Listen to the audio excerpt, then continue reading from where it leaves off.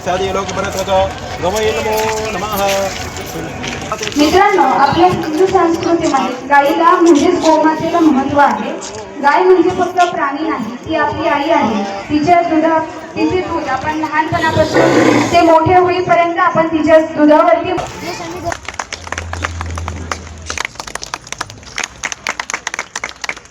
स्वराज्य संस्थापक छत्रपती श्री शिवाजी महाराज यांच्या चरणी वंदन करते. एकमेव हिंदू धर्म आहे बांधवांनो.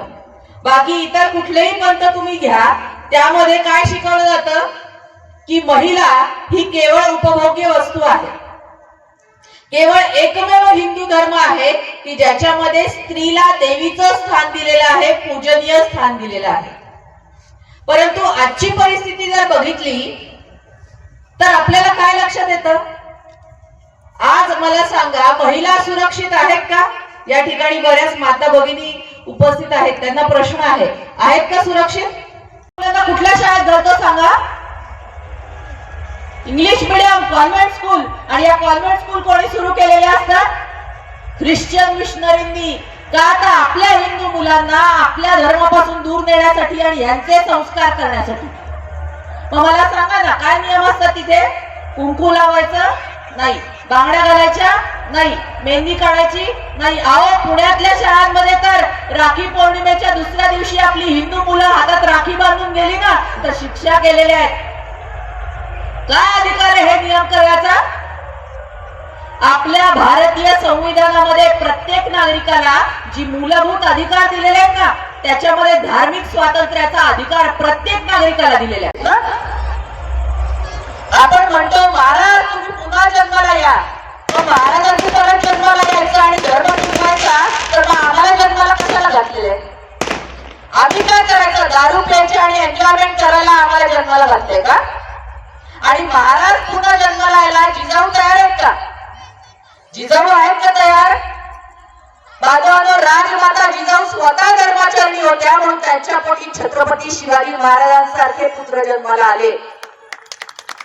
म्हणजे डॉक्टरांच्या जीवनामध्ये एक प्रसंग सुद्धा असा घडला. त्यांनी ज्यावेळेस त्यांनी संघाची स्थापना करण्याच्या अगोदर सशस्त्र क्रांतीसाठी त्यांनी भारतामध्ये अनेक प्रवास केला. काही सशस्त्र क्रांतिकारकांनी त्यांनी संघटन सुद्धा तयार केलं होतं, ज्यामध्ये अनुशीलन समिती असेल, युद्धोत्तर समिती असेल किंवा सुभाषचंद्र बोसांच्या आझाद हिंद सेना, नंतरच्या काळामध्ये गुरुजींनी सुद्धा त्याच्यामध्ये बरेच काही विषय सांगण्यासारखे.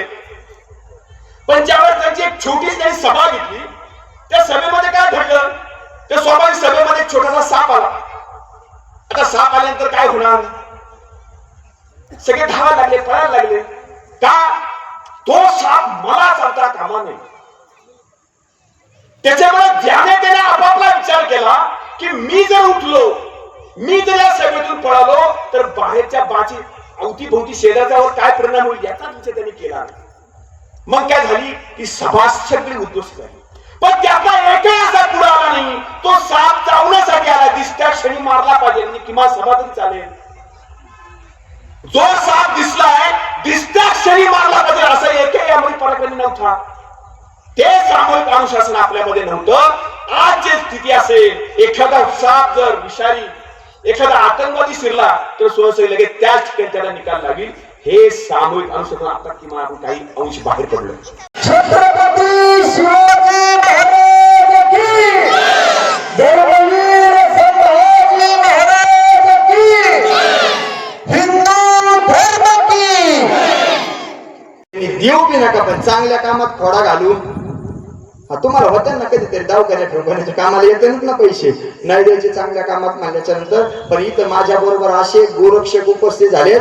21 नंबरच्या ज्या थार मधून मी उतरलो ना वाळून महाराज, ते सचिन भाऊ जाधव या ठिकाणी उपस्थित आहे. आणि एक वाक्य त्यांचं असतं, महाराज निम्म्या रात्री अडचण येऊ द्या, पण त्याही अवस्थेत किती पैसे लागू द्या गोरक्षण कार्यासाठी, मी तुमच्यासाठी भाऊ म्हणून निम्म्या रात्री हजर आहे. हे म्हणणारा माझा भाऊ या ठिकाणी उपस्थित आहे. महाराज कुणाचंही काम नाही धर्मकार्य करणं आणि कुणाचंही काम नाही असं आपण संप्रदाय तयार केलेला दरारा कसा माहिती का महाराज?